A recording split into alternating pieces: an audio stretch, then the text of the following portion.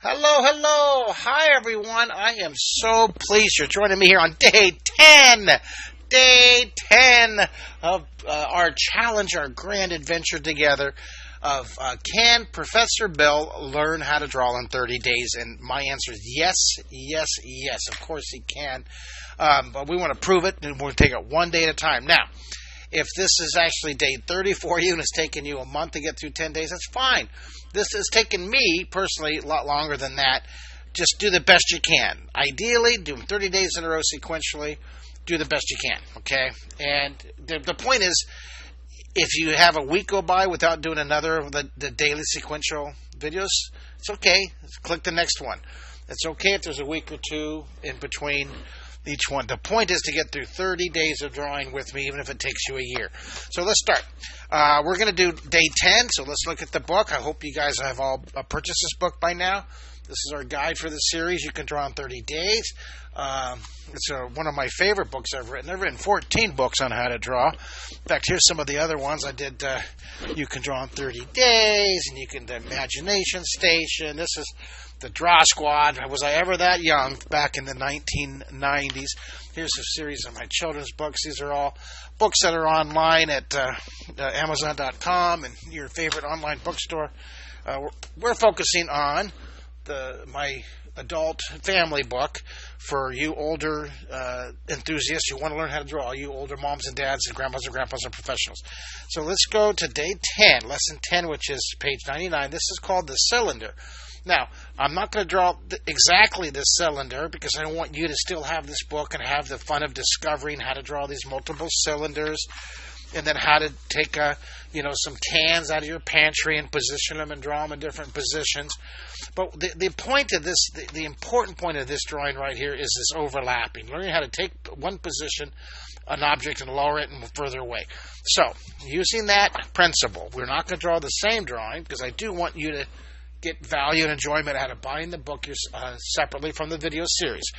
So this would be, let's go ahead and title this, this is my 30-day drawing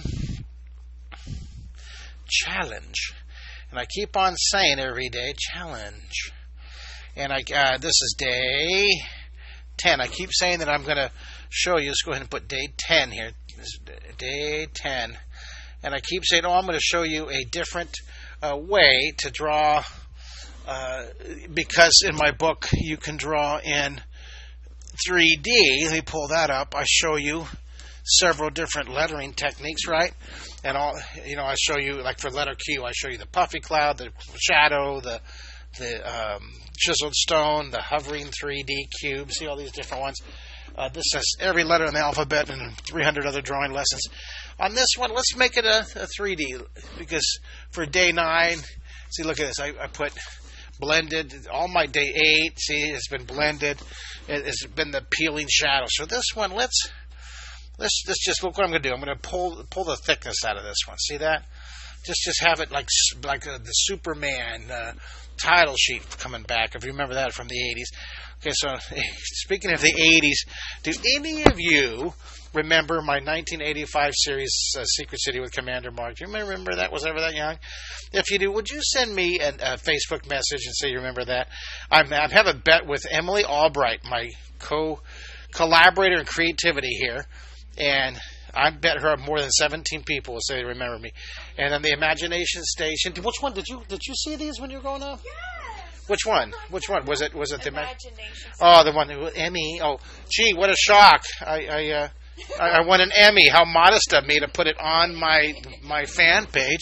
I should actually have it and hold it in front of the camera. All right, I have no idea why I brought that up. Oh, the 80s, the Superman comic. Okay, it's vertical line. I'm just matching the lines above. And look, I'm just going to see you do a guideline. And technically, this should be slanting up a lot more, but this is just our letter. So look, I'm tucking it, overlapping. Look what we're doing. See, this is going to technically go that way, but I'm hiding this part here. See? Tuck it in there. And then this one, you're just going to see a little bit. You're looking up at it, so you're going to see the top. And so I'm going to see the top and the edge. Just put a little bit of thickness in there. And then look at these little dots. These all have little thicknesses. Isn't that fun? 10. day 10, and then I'm going to use quick shading. That's it. Well, that'll be fun. You know what we'll do? Let's do that. Let's make we're creating these lessons as we go. Every day we'll do a different letter style. We'll do puffy clouds. We'll do peeled shadow. We'll do chiseled stone. Does that sound fun, Emily?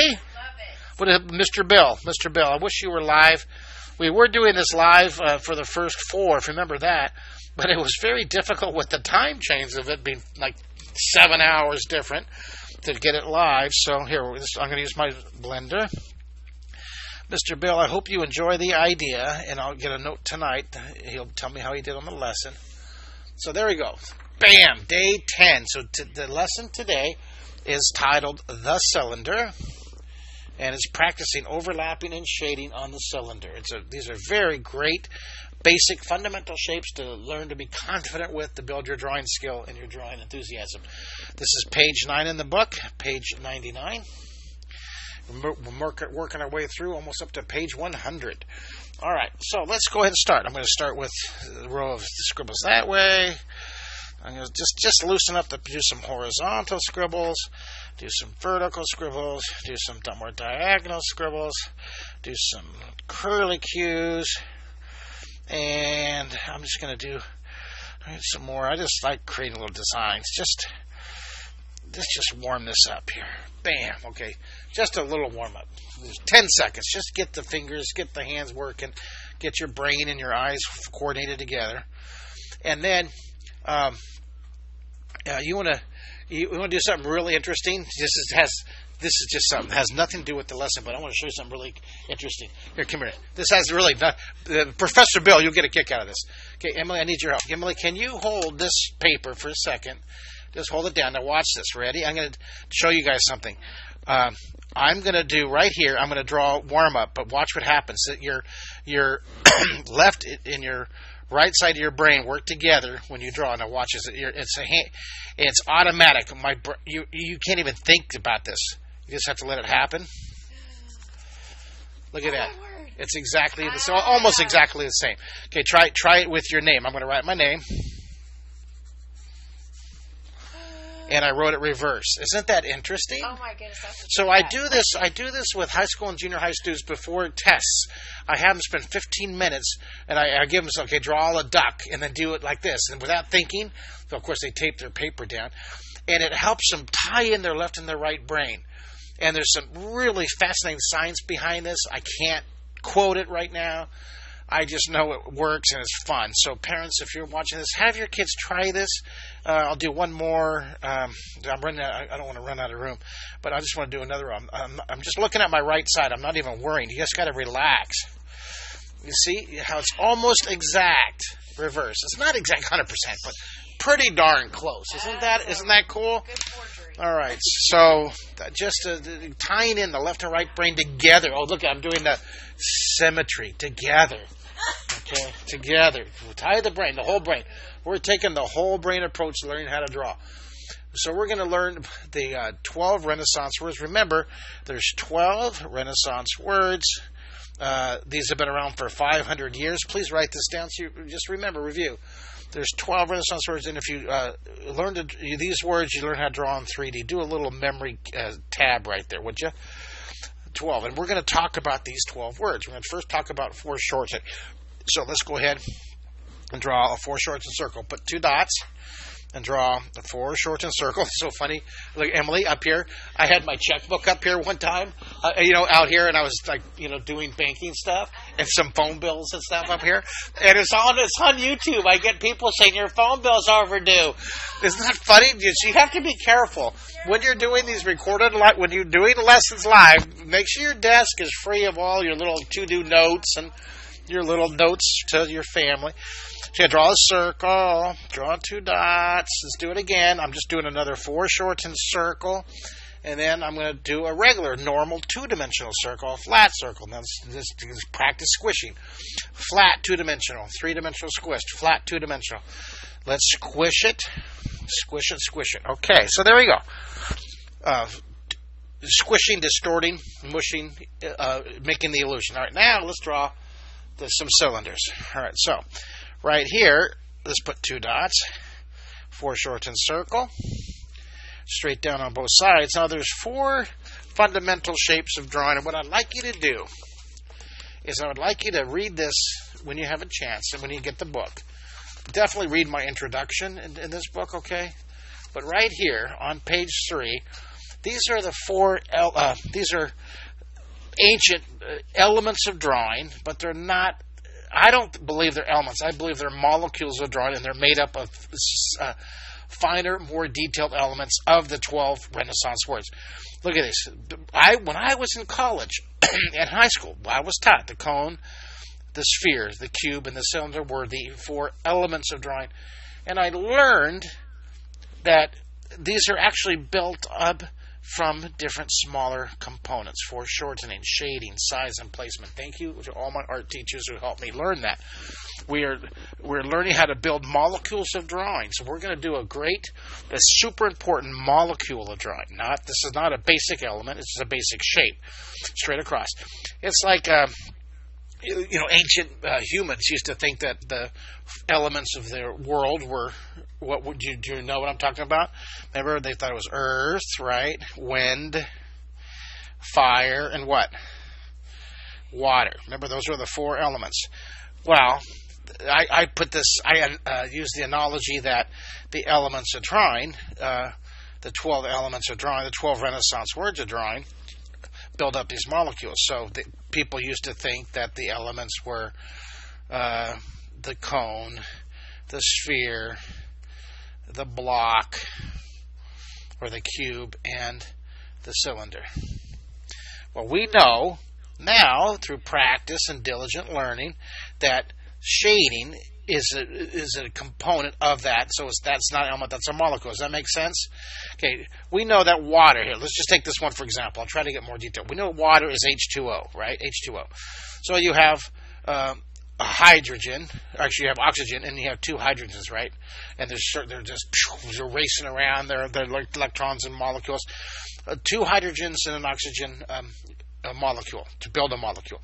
Well, to build this cube right here, it's the same idea. This cube, this cylinder, let's say the cylinder. This cylinder, let's do this. Watch this. This is shading. So this is a symbol for shading, and I talk more about this in the book. Here's a symbol for foreshortening.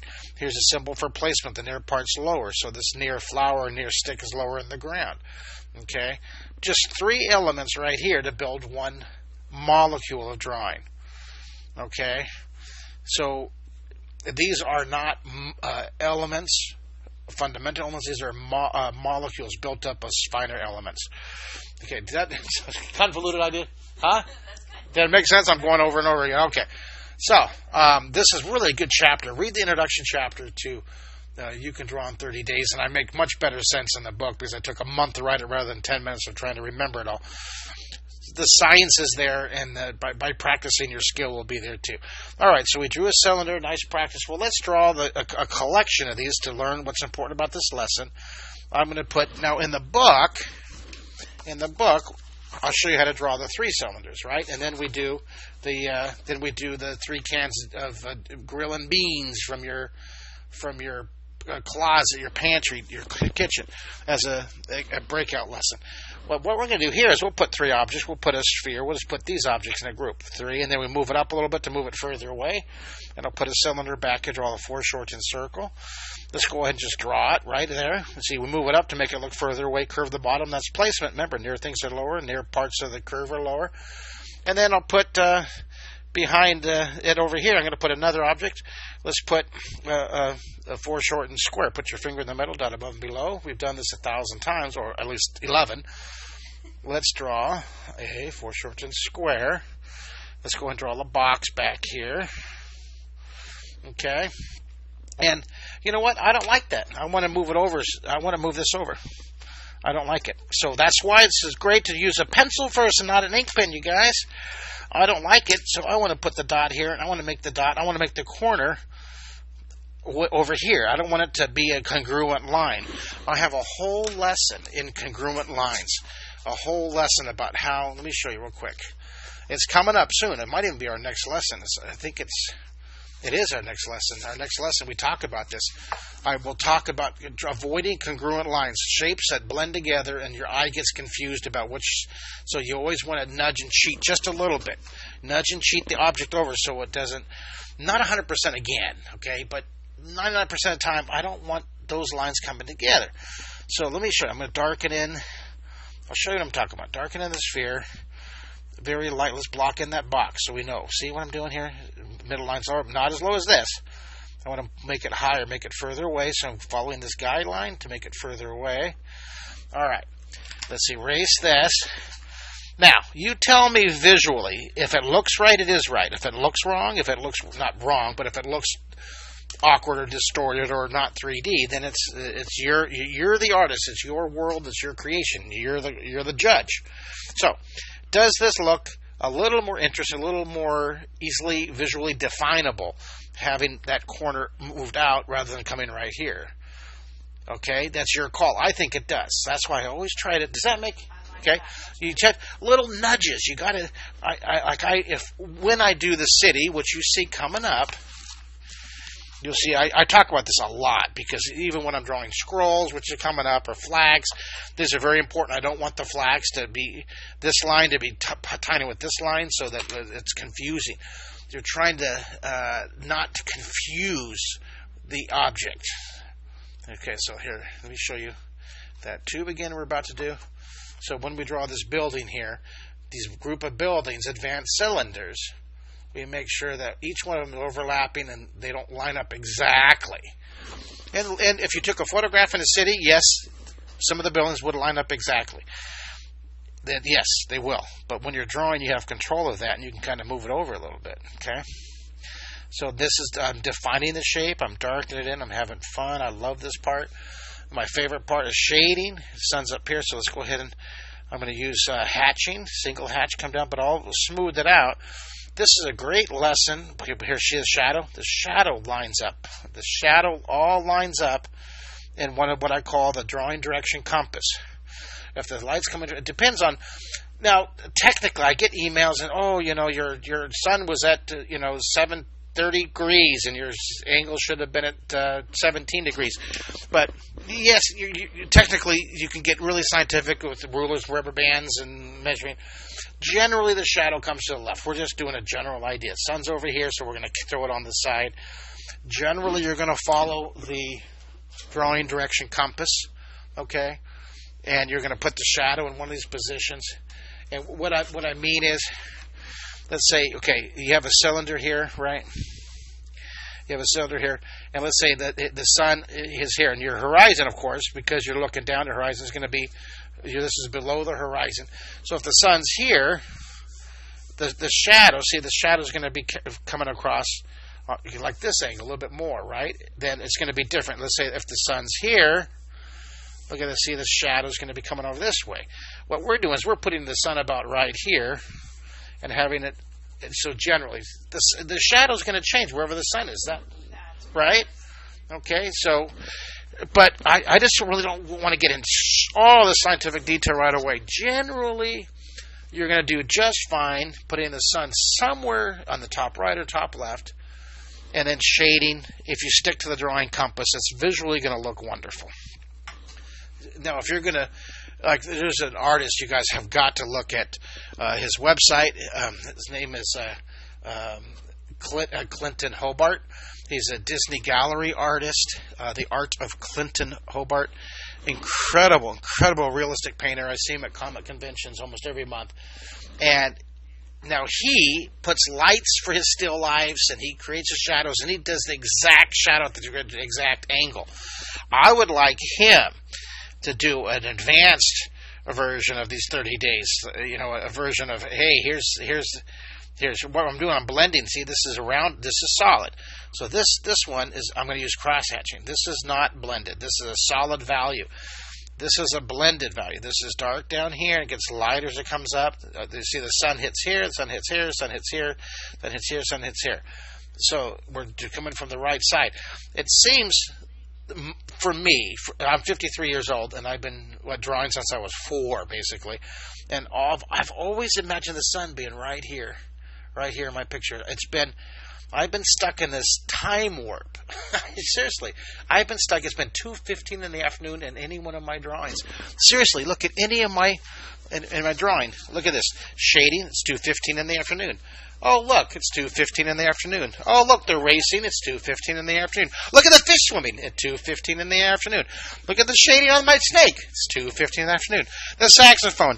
I mean, the bunny dragon. It's 2:15. Oh, wait a minute. Wait. This one. You know why? Because Jose, this is a very, very funny story. Most artists on the planet have the sun over here. I'm unorthodox. I'm not usual. I put my sun over here. So look what he did. Jose, he does my coloring because he's an amazing colorist. He did the shading on this side. Interesting. Very interesting. Okay. Here's the bear. 2:15 in the afternoon, right? Here's the koala bear. 2:15 in the afternoon. There's Kung Fu Panda. Oh, look at he shaded the left side. Pretty funny. Yeah, I got to find the ones that here's my ninja eggs. Okay, 2:15 in the afternoon. This, by the way, is a fun YouTube lesson. It's just a funny little anecdote about the shading. You can control the shading. Put your sun wherever you want. Enjoy it. Practice it. Experiment with the shading. Professor Bill, there's no right position or wrong position.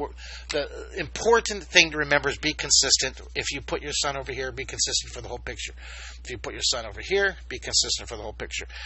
Blend it on round objects, dark to light. Dark on round objects to light.